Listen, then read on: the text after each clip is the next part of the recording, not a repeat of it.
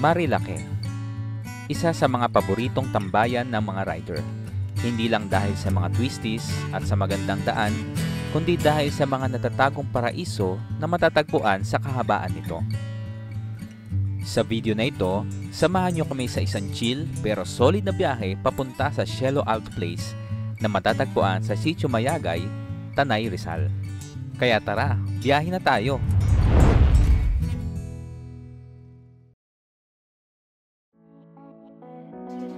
Matapos ang mabilis na stopover sa Boso-Boso, itinuloy na namin ang pag-akyat. At dahil weekdays kami pumunta, isang maluwang na Marilake ang natatnan namin. Solo natin. Ang luwang Marilake.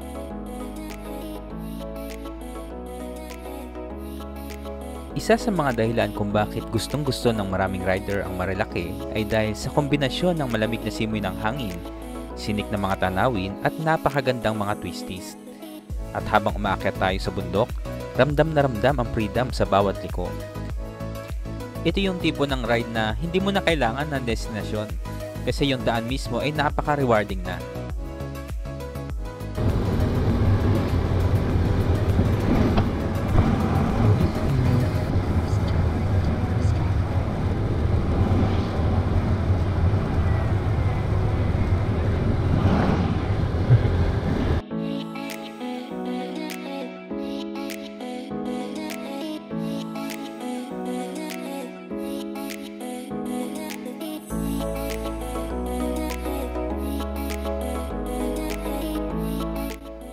Habang binabagtas namin ng kalsada, hindi mo maiwasang mapangiti. Kasi kahit simpleng biyahe, nagiging memorable kapag ganito kaganda ang tanawin.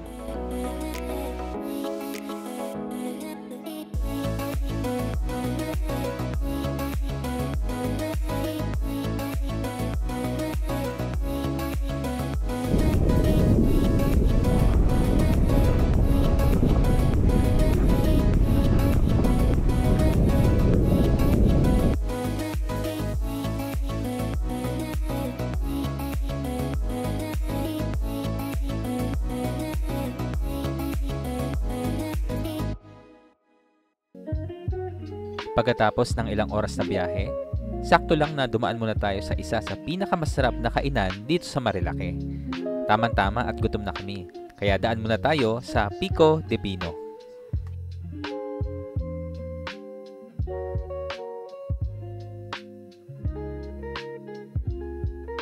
Hi! Kumusta?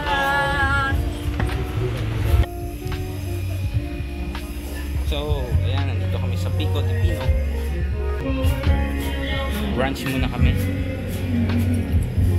Isa ito sa mga paboritong tambayan ng mga riders, hindi lang dahil sa masarap na pagkain, kundi sa relaxing na ambience at malamig na hangin. Sulit talaga ang pagkain dito. Malasa, affordable, at plus pa ang napakagandang view sa kanilang restaurant. Perfect talagang spot para sa isang stopover.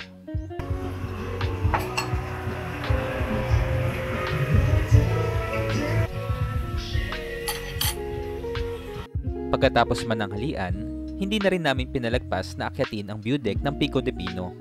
Meron nga pala sila ritong 360 panoramic view ng Sierra Madre. Kaya perfect spot talaga ito para sa mga selfies at groupies.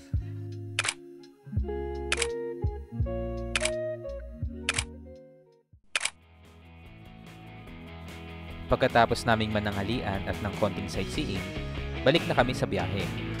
Konting akyat pa sa Marilake at makakarating na tayo sa ating main destination, ang Cielo Alto Place.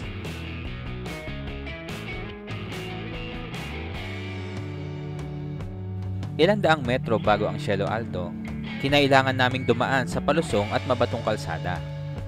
Pero kayang-kaya naman. Ay, rough road pa rin.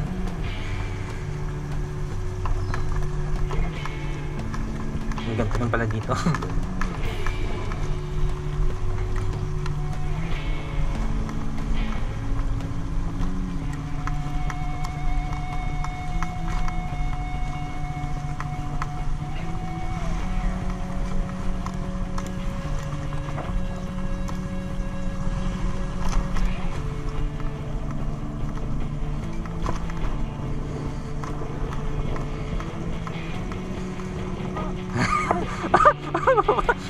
Parang dediretso ka doon sa ano eh.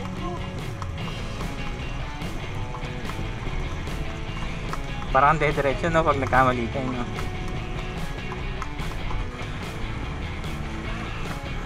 Sir, may booking kasi kami, pero 2 PM pa. Pero pwede na pong mag. Saan? Pwede. Okay, thank you.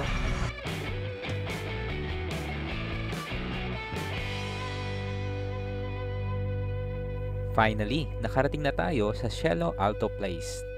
Enjoy muna natin ang cinematic montage.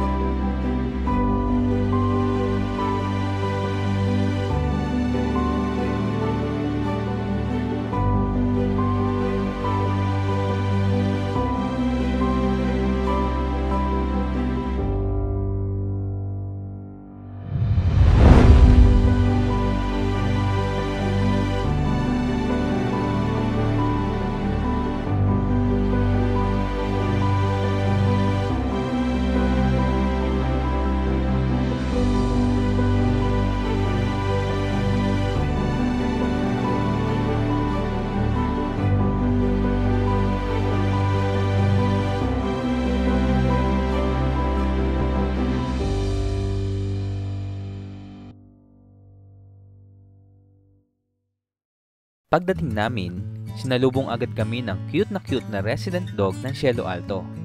Meet Max. Yeah.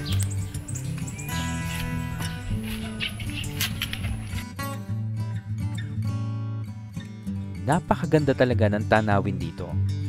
Ito yung tipo ng lugar na gusto mong puntahan kapag gusto mong humiwalay muna sa ingay ng syudad. Perfect para magpahinga, magmuni-muni, o magkwentuhan lang.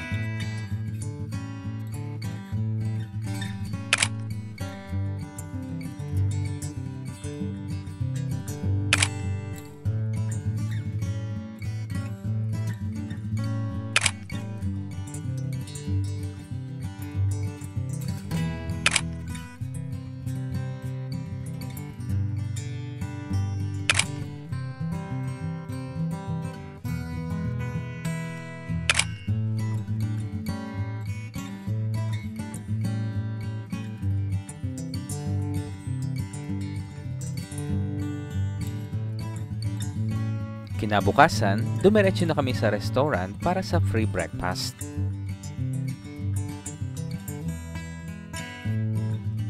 Napaka-generous ng serving ng silog meals nila at talagang masarap din naman.